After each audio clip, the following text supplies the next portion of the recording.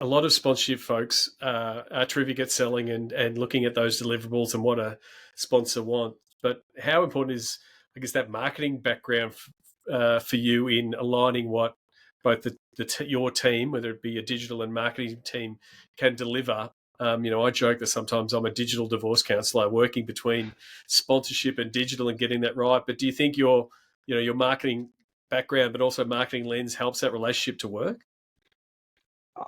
I'd like to think so. You know, I think that, and I'm probably sure if you ask anyone who sells sponsorship, they'd say they're not a salesman. But I would like to think that my approach to selling is not selling. It is it is trying to find that solution, or trying to create a partnership. I mean, even though I'm not a sort of a partnership sort of, don't like that cliche much myself, but ultimately it is trying to solve a solution, and trying to create an idea or bring an idea to a brand that is going to move them forward or shift the needle in some way, whatever that might be. And I think I always take an approach where I'm not trying to sell the assets we've got, whether that's a sign or a logo or a digital content or whatever it might be. Again, I feel like it's a bit cliche, but you're selling a solution, right? That's what Yep. you're trying to do, and that's from the agency background, is like, Yeah. actually we're trying to put a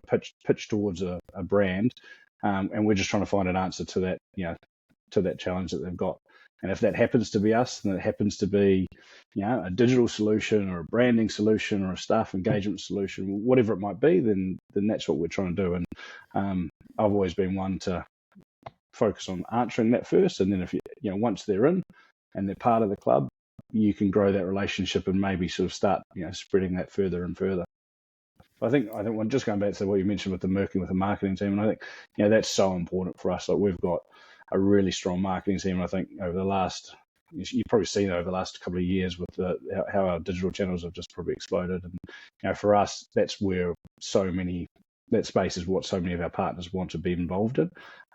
So there is a little bit of that, not so much divorce counselling, but there is a really robust conversation internally around how do we best utilise our digital channels for our commercial partners, and finding that sweet spot between leveraging a commercial partner, but also providing that unique content and that really natural, organic content that the fans want, and that line.